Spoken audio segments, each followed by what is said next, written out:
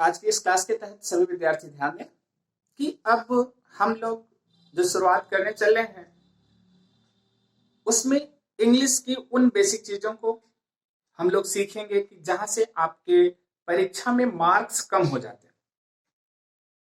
अब ऐसा नहीं कि हम ये सीखेंगे कि हमारे मार्क्स कहां से कम हो जाए, बल्कि हम उन गलतियों को दूर करने की कोशिश करेंगे जहां से हमारे नंबर कम होते हैं। अर्थात अगर हम उन गलतियों को दूर कर लेंगे तो हमारे नंबर क्या हो जाएंगे, पूरे मिलेंगे परीक्षा में। तो अब हम लोग सबसे ज्यादा नंबर कटता है कहां पे है? नंबर कटता है आपका ग्रामर पोर्शन में, सिनोनिम्स में, एंटोनिम्स में, वन वर्ड सब्स्टिट्यूशंस में, इडियम फ्रेजेस में। क्योंकि यहां पर अगर गलत होता है तो टोटल का टोटल नंबर चला जाता है। ये लर्न करने की चीज। इसके अलावा आपका ग्रामर पोर्शन में जैसे नरेशन हो गया, सिंथेसिस हो गया, ट्रांसफॉर्मेशन हो गया, सिंटैक्स हो गया, इन सारी चीजों में आपका कहां पर नंबर कटता है, इसको आपको ध्यान देना है।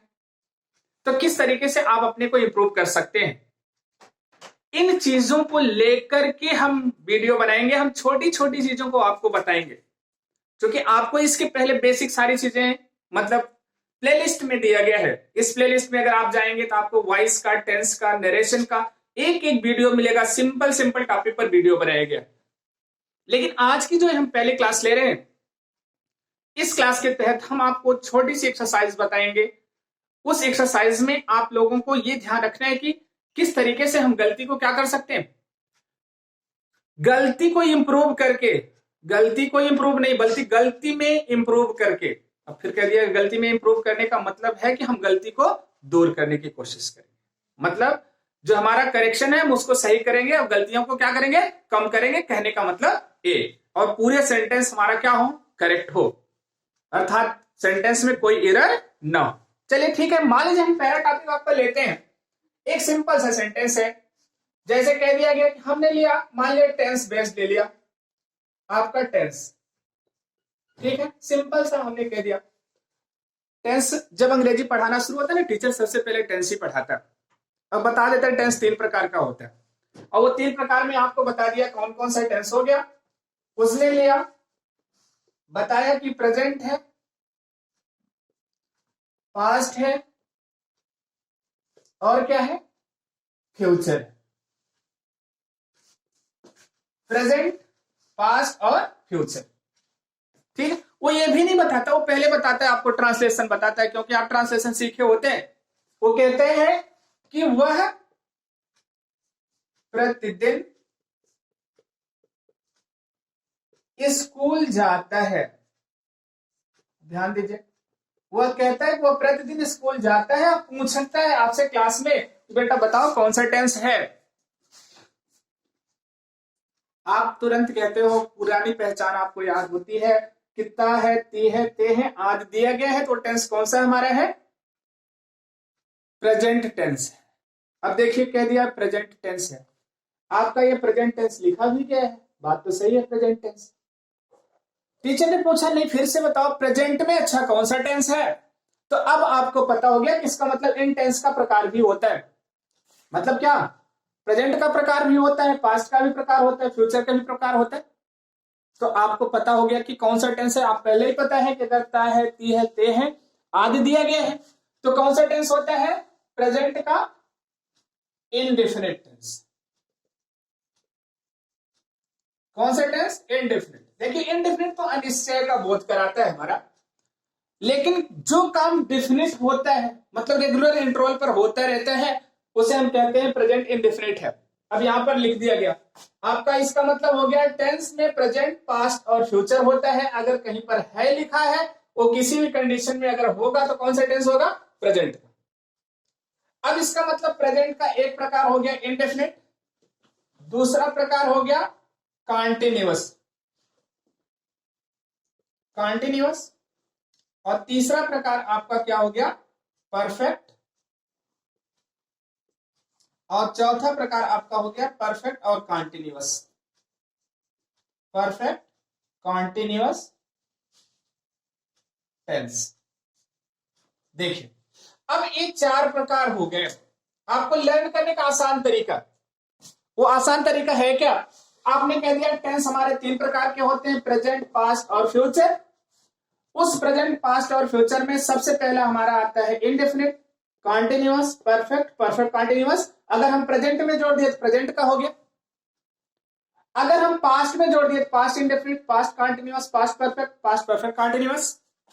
अगर हम फ्यूचर में जोड़ दिए तो future indefinite, future continuous, future perfect और फ्यूचर परफेक्ट कॉन्टिन्यूअस। ठीक, अब आपका ये बन गया। आपको टेंस 3 प्रकार का, प्रेजेंट, पास्ट और फ्यूचर, और तीनों के कितने प्रकार? 4। तो टोटल हम पढ़ते हैं ना, कहते हैं हम 12 टेंस अगर हमको आ जाए हम अंग्रेजी के मास्टर बन सकते हैं। लेकिन आ जाए तब ना, दिक्कत तो इस चीज की आती है ना। लेकिन हम सीखेंगे, हम कोशिश करेंगे कि किस तरीके से हम गलती करते हैं और गलती में किस तरीके से हम इंप्रूव कर सकते हैं। चलिए देखिए, आपको बताइएगा। अब एक ही सेंटेंस हमने लिखा कि वह प्रतिदिन स्कूल जाता है, ठीक। अब यहां पर देखिए वह की अंग्रेजी लिखा गया ही, वैसे सी भी होता है लेकिन यहां ती होता तो, क्योंकि फेमिनिन जेंडर के लिए सी लगता है। यहां पर हमने लिखा ही। जाता है के लिए हमने क्या लगाया? गो, मतलब जाना। देखिए ही सिंगुलर है, सिंगुलर के लिए हम कहते हैं कि वर्ब हमारे हमेशा प्लूरल होती है, उसे सिंगुलर बनाने के लिए उसमें हम क्या लगा देते हैं? यस या ईएस लगा देते हैं। चूंकि यहाँ वावेल है हमने इसलिए ईएस लगा दिया। हमने लिखा ही गोज, कहां को जाता है? He goes to school, he goes to school, प्रतिदिन। अब प्रतिदिन के लिए हमने क्या लिखा? डेली। देखिए आप लोग एवरीडे डाल देते हैं। एवरीडे इसलिए नहीं लगता कि हो सकता है कि मतलब स्कूल हम कब जाते हैं, जिस दिन स्कूल खुला होता है उस दिन जाते हैं, जिस दिन बंद रहता है उस दिन नहीं जाते, इसलिए हम क्या लगा रहे हैं? डेली लगा रहे हैं, एवरीडे नहीं लगा रहे हैं, क्योंकि हम स्कूल के वर्किंग डे पर ही स्कूल जाते हैं। देखिए पहली गलती क्या करते हैं आप, इसको ध्यान में रखिए। पहली गलती ये करते हैं कि आप हो सकता है ही को इस रूप में लिख देते हैं, आपका नंबर कट जाता है, क्योंकि सेंटेंस की बिगिनिंग हमेशा कैपिटल लेटर से होती है। पहली चीज ध्यान रखना। दूसरी चीज क्या है, हो सकता है आप यहां पर क्या नहीं लगाते? ईएस नहीं लगाते, आप केवल क्या लगा देते? गो। अब आपका गलत हो जाता है, 2 गलती होने के चांसेस, ही और गो कर लेते, गलत हो जाता। यहां हो सकता है प्रीपोजिशन टू नहीं लगाते, तब भी आपका क्या हो जाता? गलत हो जाता। हो सकता है आप यहां फुल स्टॉप नहीं लगाते, तब भी क्या हो जाता? गलत हो जाता। अब गलत होने के पहला चांस, ही स्मॉल लेटर से लिख दिया तब, ही के साथ गो लगा दिया तब, टू को नहीं लगाया तब, आया समझ नहीं? हो सकता है स्कूल के पहले आर्टिकल द लगा देंगे तब भी गलत हो जाएगा, क्योंकि वो चीज जो जिसके लिए बनी होती है, सामान्य होती है, तो वहां पर हम आर्टिकल का प्रयोग जनरली नहीं लगाते हैं। जैसे स्टेशन हो गया, चर्च हो गया, मतलब टेम्पल हो गया, तो वहां पर हम आर्टिकल नहीं लगाते। तो पहली गलती आपको देखिए, हमने कह दिया सेंटेंस तो आपका एक ही था, वह प्रतिदिन स्कूल जाता है। पहली गलती क्या होती अगर ही आप स्मॉल से लिखते? दूसरी गलती, गोस के स्थान पर आप क्या लिखते? गो। तीसरी गलती क्या कर सकते हैं आप? प्रीपोजिशन टू नहीं लगाते, तब गलत हो जाता। या हो सकता है कि यहां पर फुल स्टॉप नहीं लगाते, तब गलत होता। सिंपल सेंटेंस हमारा एक क्या, कि वह प्रतिदिन स्कूल जाता है, और जो इसका सही ट्रांसलेशन हुआ, वो सही ट्रांसलेशन आपका क्या हुआ? ही के बाद हमने लिखा, ही को कैपिटल लेटर से लिखा, मतलब HE। इसके बाद क्या लगाया? गोज।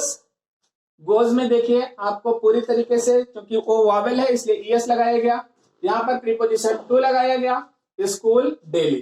ठीक, आपका सेंटेंस क्या हो गया? करेक्ट। क्लियर हुआ? यही सेंटेंस मान लीजिए इस फॉर्म में नहीं आता, ऐसे दे देता, क्या कि लिख देता वह प्रतिदिन स्कूल नहीं जाता है, वह प्रतिदिन स्कूल नहीं जाता है। सिंपल सा सेंटेंस हमने लिख दिया, वह प्रतिदिन स्कूल नहीं जाता है। ठीक, अब देखिए नहीं, अब तय है आया, केवल यहां पर दे दिया क्या? नहीं। अब इसके लिए हम क्या लिखते हैं? यहां पर ही लगा देते हैं।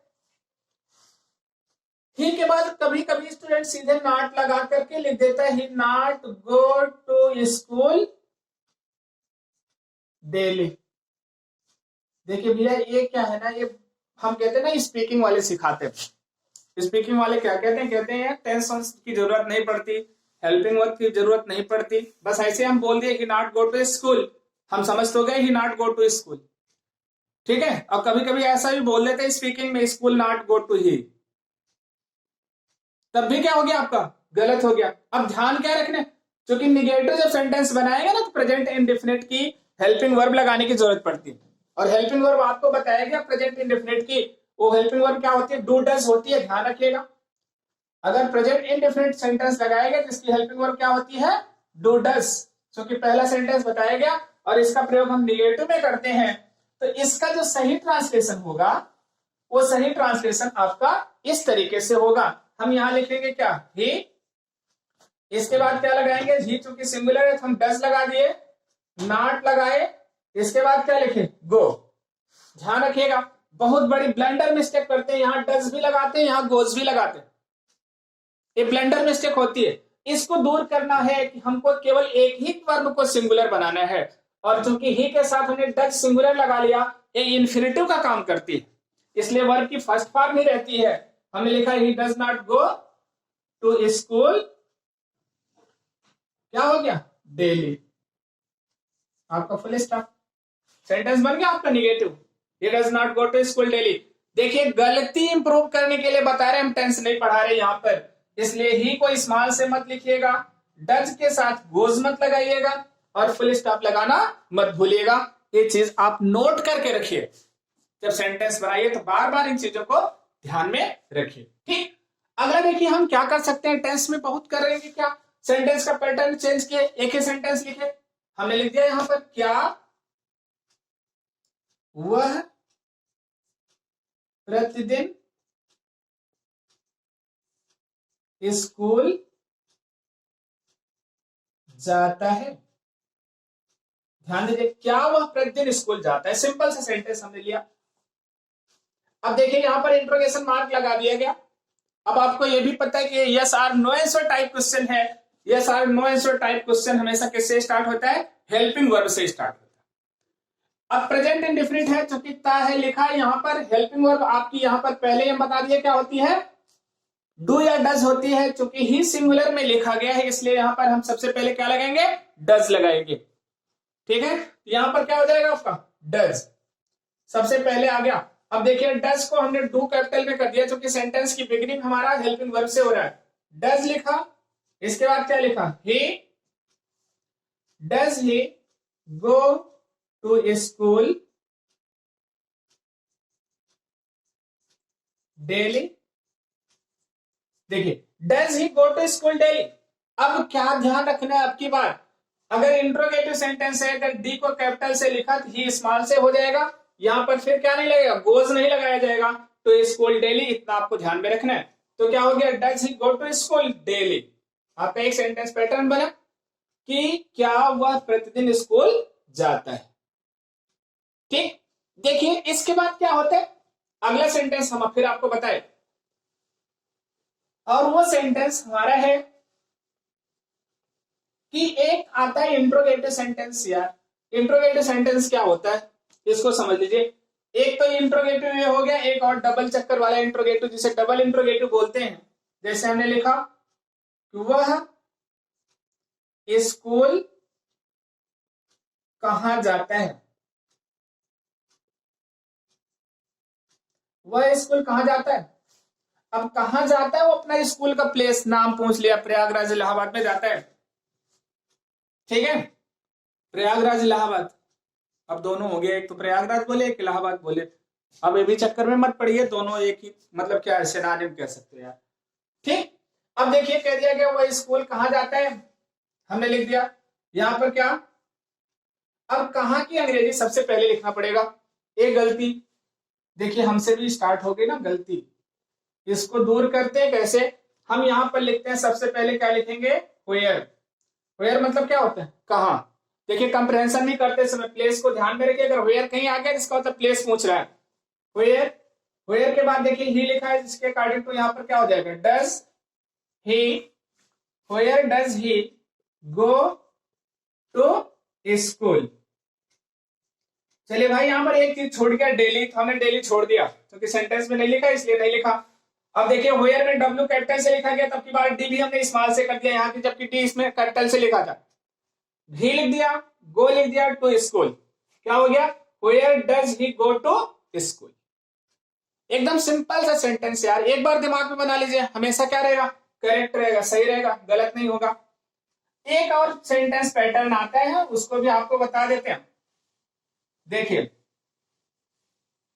ठीक है। अंग्रेजी है थोड़ा सा कॉम्प्लिकेटेड कभी कभी लगने लगती है, इसलिए कॉम्प्लिकेटेड लगने लगती है कि हम क्रम से नहीं पढ़ते तो ठीक। जैसे हमने बताया एक सेंटेंस बताया ना यार अफर्मेटिव, तो उसको 4-5 सेंटेंस बना डालो, फिर इंट्रोगेटिव बताया तो इंट्रोगेटिव को 4-5 सेंटेंस बना डालो। जहां पर गलती हो रही है उसको बार बार मतलब क्या करो दूर करने की कोशिश करो, सही हो जाएगा, फिर दोबारा गलत नहीं होगा। अब देखिए लिखा गया यहां पर, हमने लिखा वह स्कूल क्यों नहीं जाता है, क्यों भी लगा दिया नहीं भी लगा दिया, इसके बाद क्या पूछा जाता है। देखिए लास्ट में इंट्रोगेशन मार्क लगेगा इसमें भी। अब यहां पर क्योंकि अंग्रेजी हम लिख देते हैं, यहां पर क्या आ जाता है वाई, क्या हो गया वाई।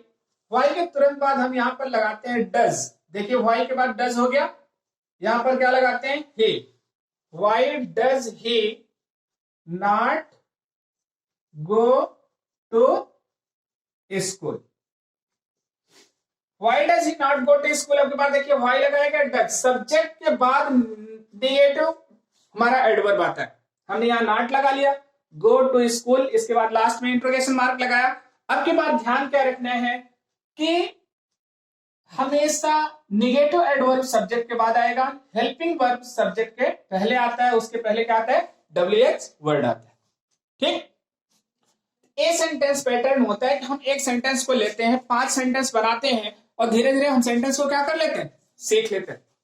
और हमको सबसे महत्वपूर्ण चीज है आना भी चाहिए, लेकिन कैसा करेक्ट आना चाहिए। अगर गलत हो जाता है तो हमारी सारी मेहनत पर क्या हो जाता है पानी फिर जाता है ठीक। तो मेहनत भी करें और परिणाम भी हमारा क्या हो सकारात्मक हो, नकारात्मक ना हो। तो एक चीज हमने आपको बताया जो ध्यान दीजिए, वो बताया कि टेंस, इस वीडियो में टेंस आपके 3 प्रकार के होते हैं, प्रेजेंट, पास्ट और फ्यूचर, और तीनों की 4 प्रकार होते हैं, इनडेफिनिट, कॉन्टिन्यूअस, परफेक्ट और परफेक्ट कॉन्टिन्यूअस ठीक। और इनडेफिनिट मतलब प्रेजेंट इनडेफिनिट हम लेते हैं जिसकी पहचान होती है ता है, ती है, ते है, जिसकी हेल्पिंग वर्ब होती है डू डज, डू डज का प्रयोग निगेटिव और इंट्रोगेटिव सेंटेंस में करते हैं ठीक। और उसके बाद हम सेंटेंस पैटर्न को सीखे। आप लोग वीडियो को दोबारा देखिएगा, हमारे चैनल पर आप प्रेजेंट इंडेफिनिट टेंस के जो पिछली वीडियो है उसमें पूरा आपको डिटेल में लिखा गया है, आप उसको भी देखिए, उसको भी मतलब आप उससे भी एक्सरसाइज कर सकते हैं। अब एक होमवर्क के रूप में आपको दे रहे हैं, आप लोग इसको करिएगा, जितना सेंटेंस पैटर्न हमने बनाया उस सेंटेंस पैटर्न पर आप लोग अफर्मेटिव, नेगेटिव, इंट्रोगेटिव बनाइएगा ठीक है। जैसे हमने कह दिया यहां पर लिख दिया माली प्रतिदिन ठीक है बगीचे में एक फूल तोड़ता है,